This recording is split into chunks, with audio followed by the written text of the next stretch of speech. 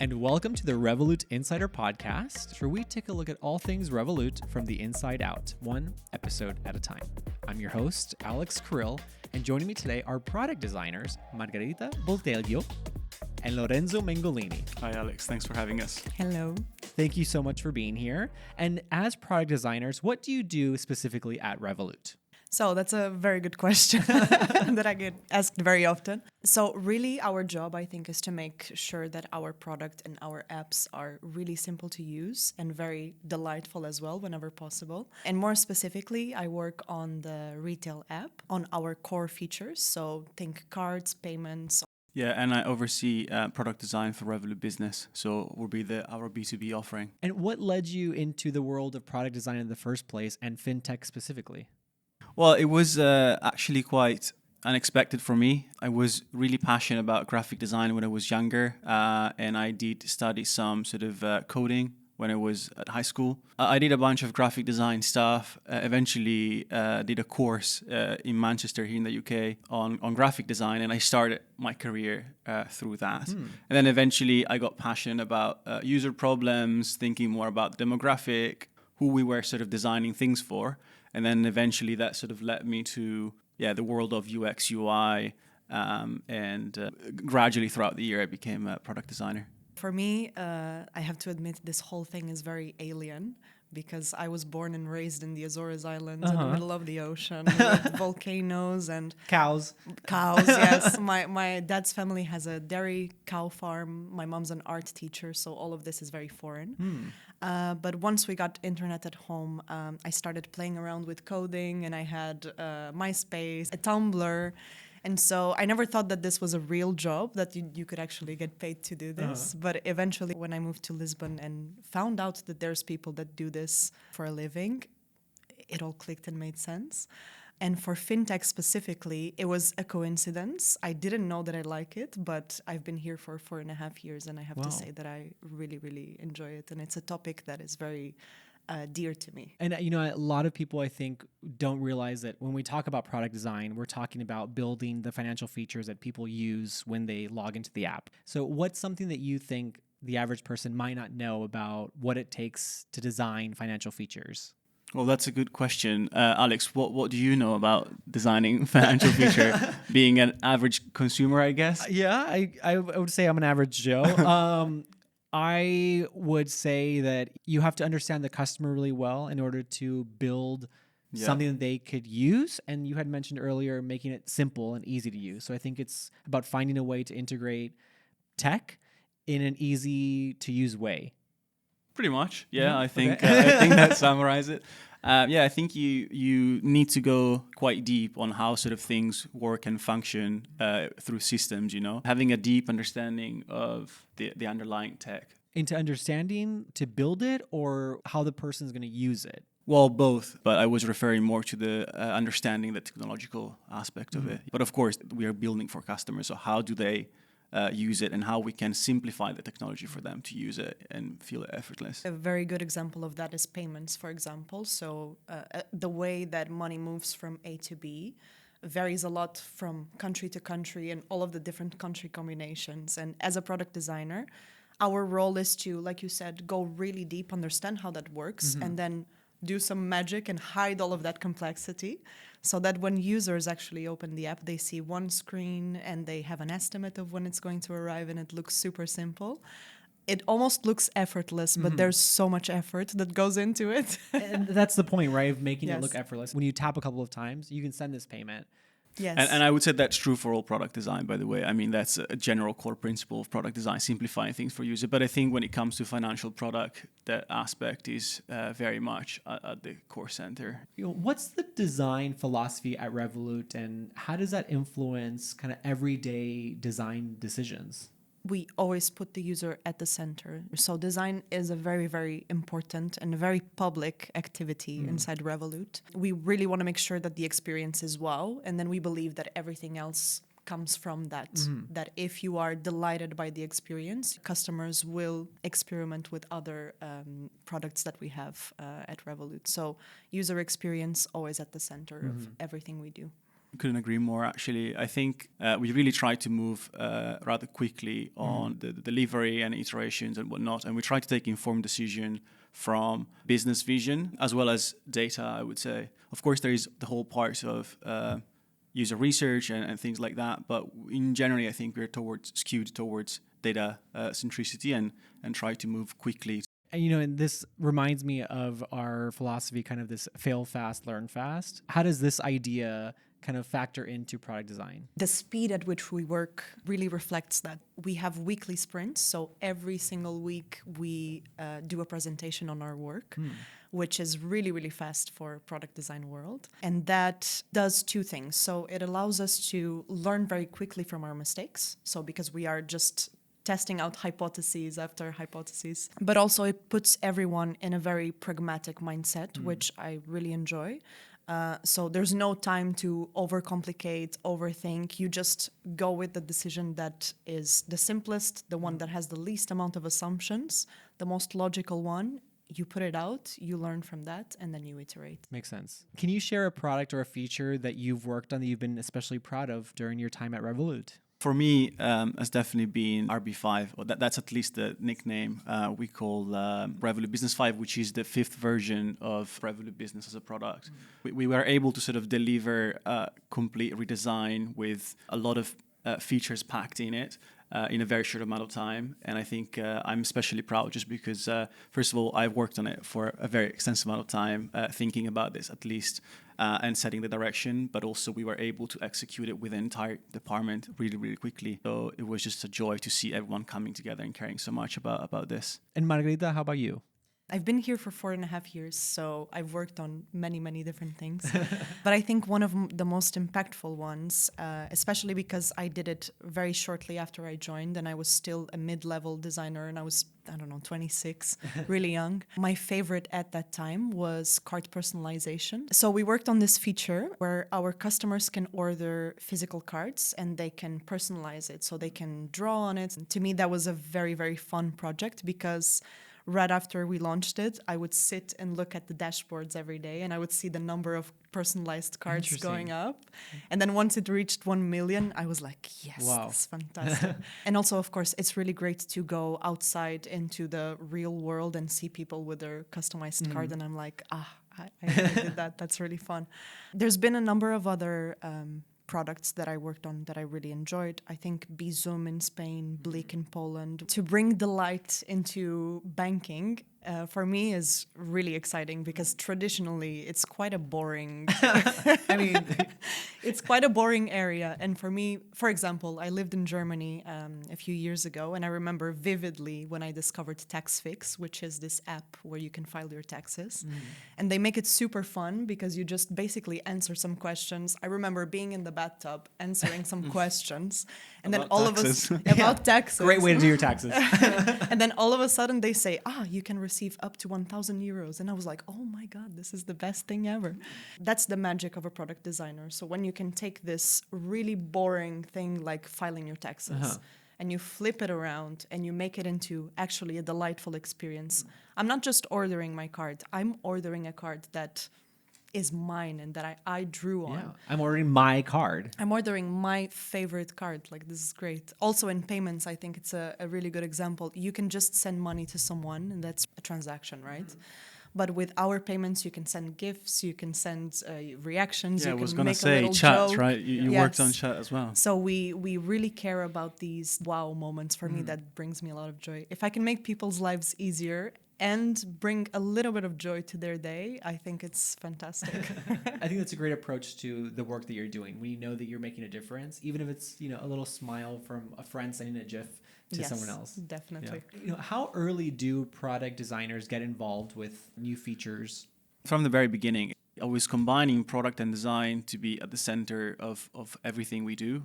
And that, I think, also stands when it comes to processes in the sense that we often do sort of bounce ideas, assumptions, directions with product owners, which is our counterpart, I would say, or at least the sort of role which we collaborate the most with. And so we get involved very early on, and that could be road mapping, could be strategy, could be defining a feature, it could be sort of bouncing off, again, ideas or assumptions. And we don't let it go, in a sense, until the very end. So we not only take part on the design, but it's really throughout the entire journey until the certain feature or implementation or anything that reaches the product. Yeah. And we also take care of the QA, making sure that in the product is actually how we thought about it, the logic works. So yeah, it's a very collaborative from very early on. And when you finally launch these new features, like right before the customer is involved in using what you've designed, how do you feel?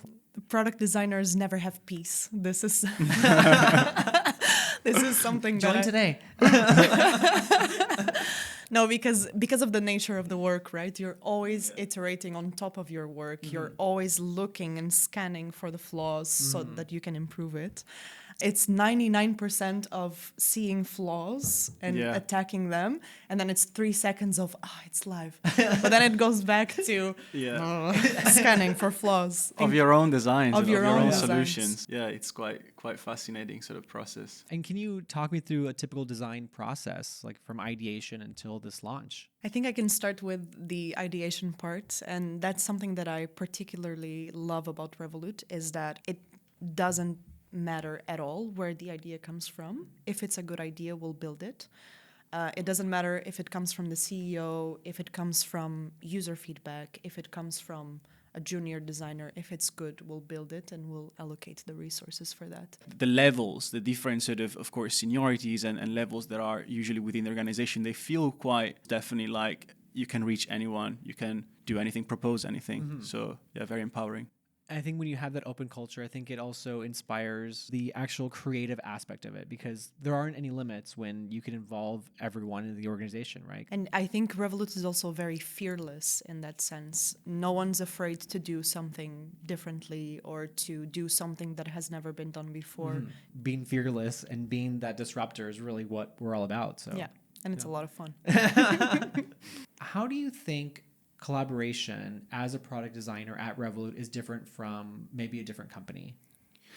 Compared to sort of other company, or whenever I talk with other people and sort of hear about their processes or how they work or what sort of challenges they face at work, I think we are not so siloed when it comes to the different roles. So when it comes to what sort of a certain role does, we are more open to sort of help each other out and contribute to the work that has been done or an idea that has been laid out. Or the goal. Yeah, correct. To achieve, So I think it's just that aspect of collaboration flows a bit better. So the idea could come from anywhere and you can add something to it and keep going. So I think it's that sort of mindset. Yeah. And I've also had an interview with a product owner before, Franco, and he mentioned as a product owner, you working really closely with product designers. So how does that collaboration work when you're building something together?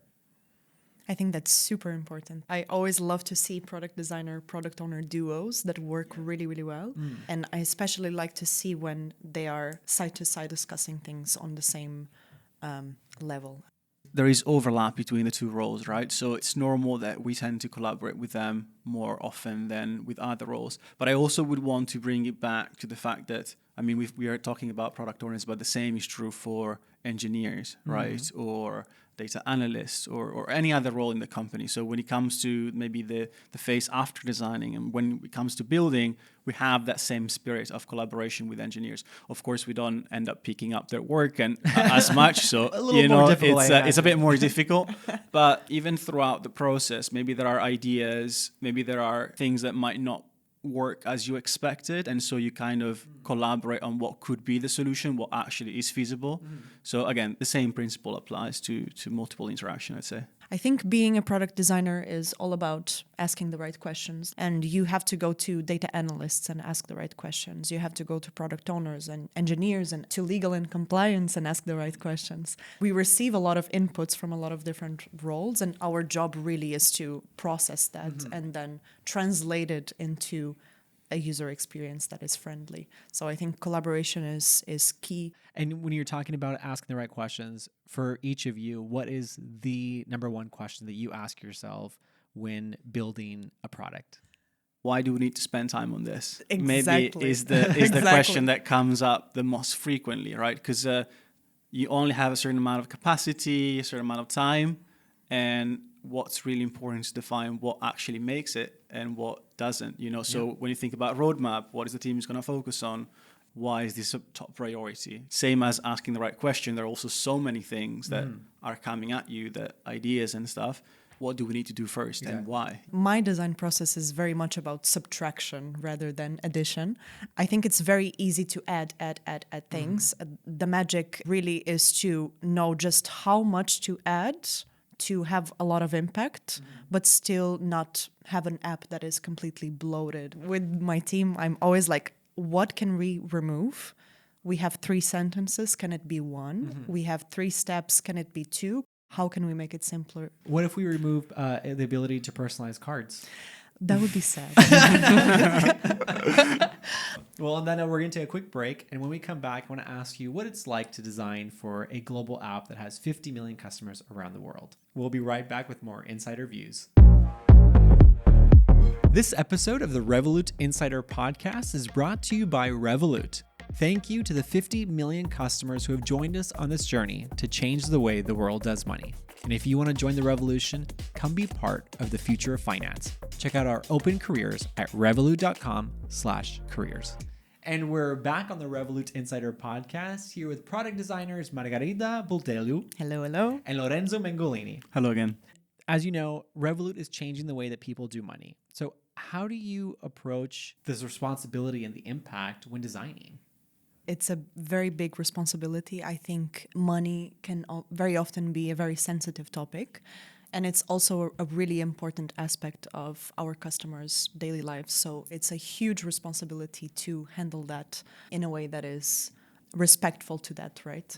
And I think one of the big challenges is, of course, we are here in Canary Wharf in London. We work in tech. So whether we like it or not, we live in a little bit of a bubble. So for me, what's really, really important is to keep my perspective grounded and to keep in touch with reality of how life is outside of London, and also because we operate in a very big number of countries, to have that understanding of the different ways that people perceive money in those different places. And for me, you achieve that in 2 different ways. So the first one is to have a diverse team, so have people that come from different backgrounds, because that brings a lot of different perspectives, and that makes the team richer and makes our solutions better in the end. The second thing that is really, really important is user research, getting out there and actually speaking to customers and getting their perspective. Because, of course, me living here or the team being based in London or in Europe, we will not understand the perspective of a Brazilian customer naturally. So it's really, really important to have teams on site that give us these insights and this perspective as well, so that we can incorporate that into the design process. When we talk about localization, it's not just about having the app or the products that we build, right, in a different language, different payment methods and whatnot, but it's really about having someone on the ground that can give you the perspective you need to make the adjustments. Taking a global product and creating a more localized approach to it. Yeah, we design things centrally with all the sort of variations and permutation of a certain flow or a feature. But then when it comes to localization, there are certain aspects that we can identify, and there are some that are coming as insights from the local teams. I mean, it sounds like it's a tough feat to have to think about all these things, not just the design, the functionality, Yes. but also adapting to a local market. And are there any common misconceptions you think people have about product designers working in fintech?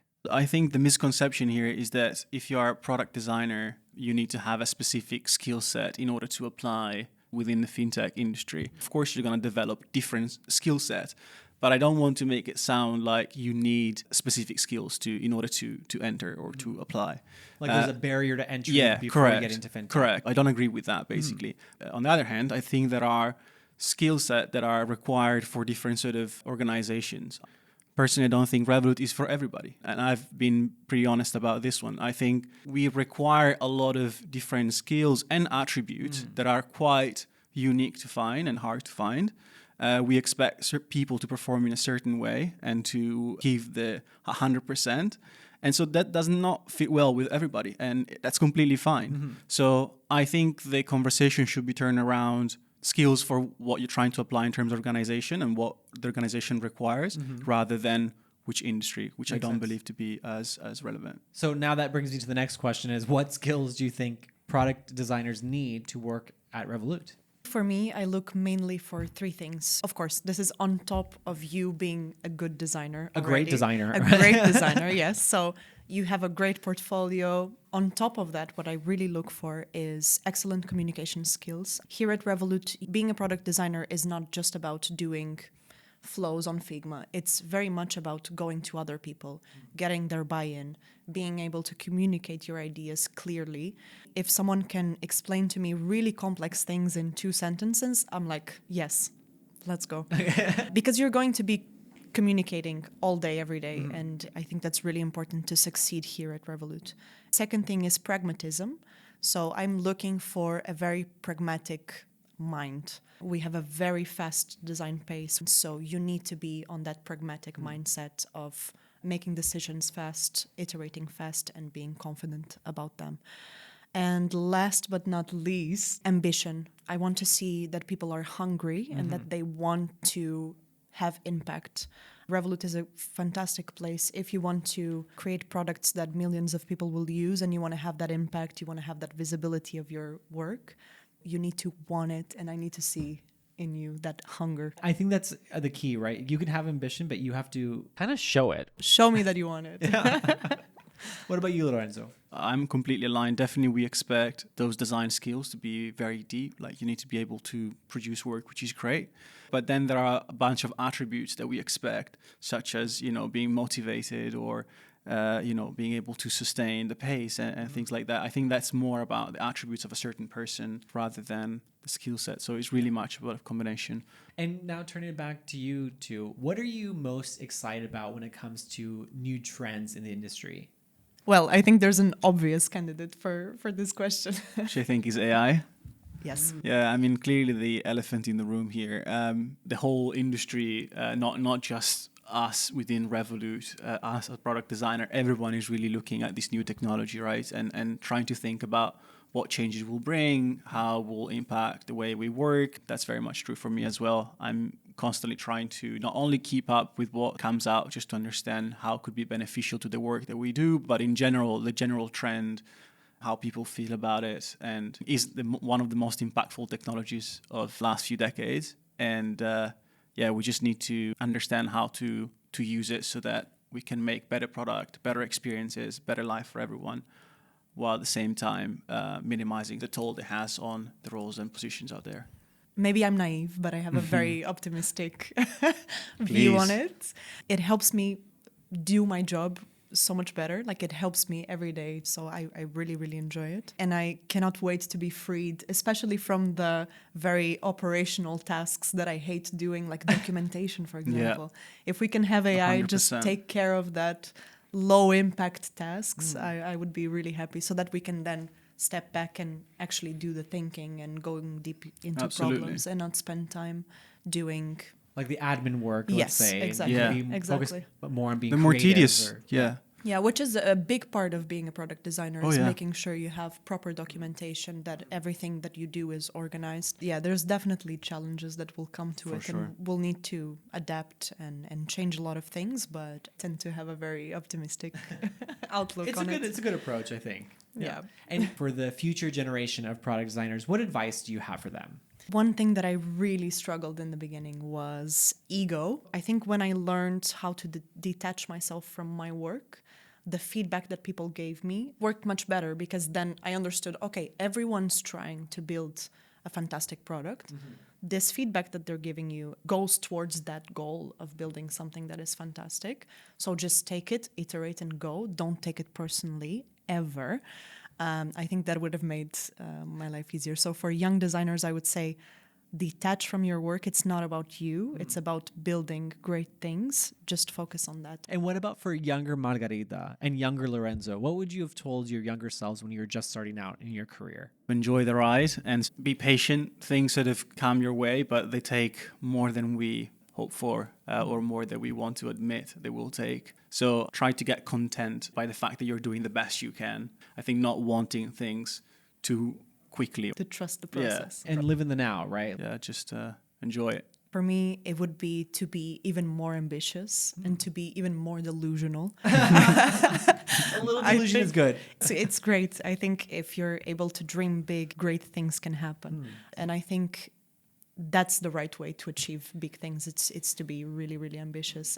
Now I know how to do that. I'm more comfortable in it. But when I first started, I was still a little bit shy. So I would just say, believe that you can achieve great things and they'll eventually come. You had mentioned earlier, about that motivation and showing that you want it. So I think it's kind of that drive that inches you forward to take those bigger leaps. Yes. Yeah. Well, thank you both so much for being on the show today and Thank you. gave me a little insight into the world of product design here at Revolut. Thank you for so having much. us. It's been a pleasure. Thank you. And for those tuning in, thank you so much for joining us today. You can follow us on YouTube or on Spotify and see what we're up to on Instagram at Revolut Insider.